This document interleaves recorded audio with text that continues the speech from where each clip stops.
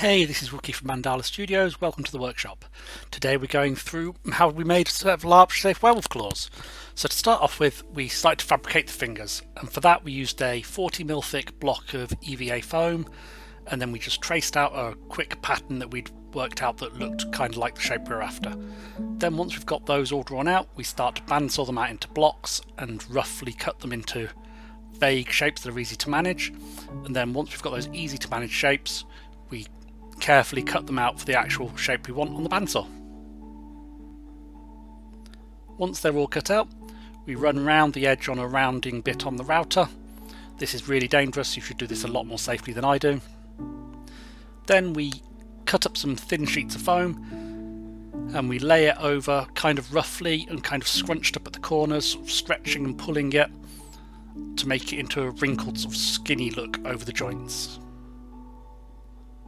And we neaten up the edges, as you see, and then we just neaten the claw point, and we've got the whole thing. Once that's all built up, we go over the whole surface with a Dremel, and we're just roughing up the whole surface, adding more and more skin texture and creases, and smoothing out all the details. And once that's all done, we heat seal it, which burns off all the fluffy bits caused by the Dremel.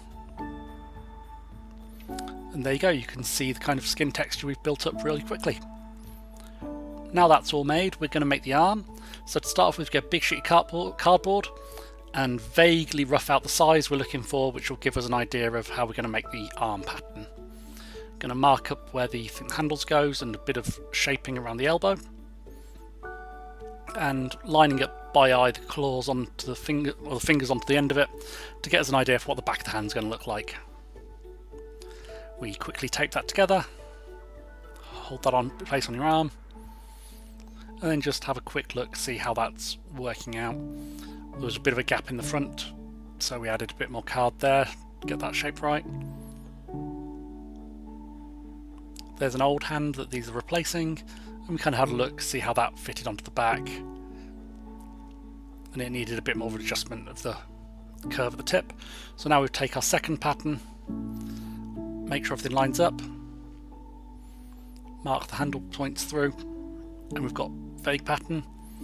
Try that out again, and I thought we needed a bit more shape into the body of the arm to stop it looking just like a tube, so we just cut a little scallop off the each side so that when it glues it'll concave in. Once that's all drawn out, we lay it onto a sheet of foam and cut out a couple that we can make our arms with. This is just 12mm LD45 plastizote, just roughed out with a craft knife, bent in place.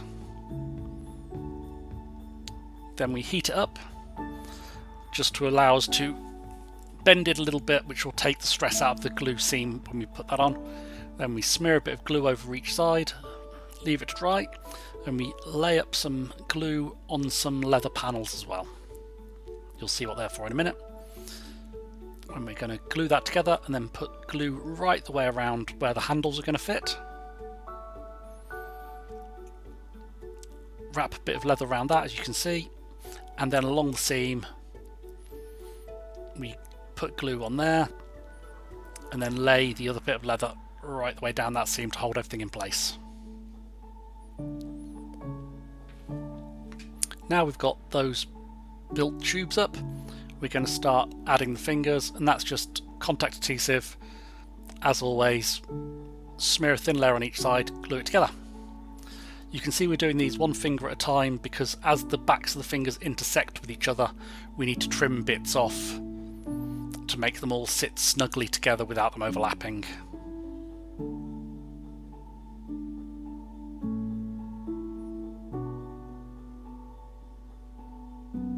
And we just repeat that for each finger as we go.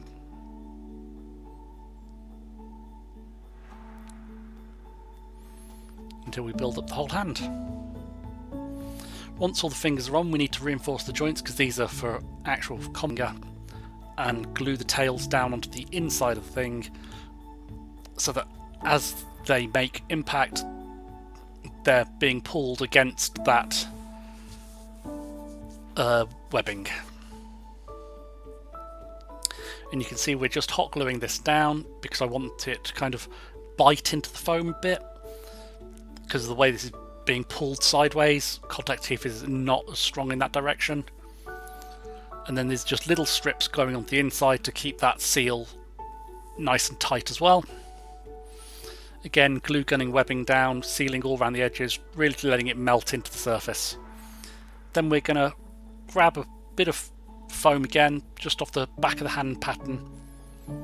Make sure something that fits inside, and we're going to get another piece of foam, as you can see, and we're going to glue that in. This foam's stiff, so again help transfer any load off that glue. Here we're going to add contact adhesive to this piece, but we're going to use spray glue on the inside because it's too hard to get the knife in there. So we add a few layers of spray glue and we glue those in place. The spray glue's not great for strength work, but this is just a reinforcement of a reinforcement and shouldn't actually have very much load on it itself.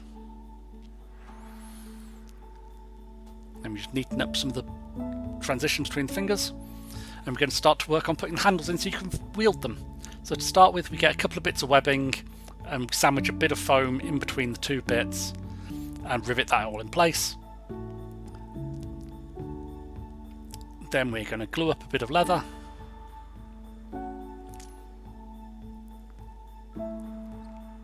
and then glue up the handle pieces, and we're just going to wrap that around so we get a nice soft comfy grippy handle. It's got a bit of thickness and it'll all give you something nice to hold and fight with.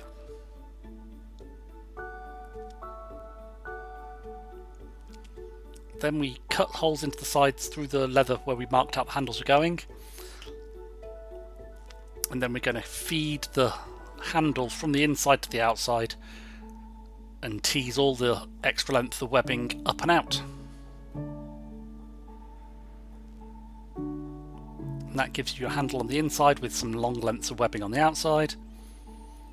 Then we glue everything around there, and what we're going to do is we're going to wrap those webbing tails around the handle, which again reinforces the handle and stops the webbing ripping through the foam in any one direction. You can see there we're just adding a little leather blocker to stop any of the tension from the webbing ripping across the foam itself. You can see we just wrap that round and round and round, and that should give you quite a nice strong surface to hold things by. And the last thing to do to make them is just grab a piece of soft foam, and we're just going to rough that into shape, and we just jam that into the palm so that we seal up that hole, get us a nice sort of paw pad, and make it look a bit more finished. And again, that's just to cut out a block of foam. This is just furniture foam. It's about 2 inches thick, and we just sort of bevel it and cut it and tack it in place with spray glue. We use spray glue on furniture foam because it's stronger than the foam, doesn't need to be any stronger than that. There you go, thanks very much for watching, see you next time.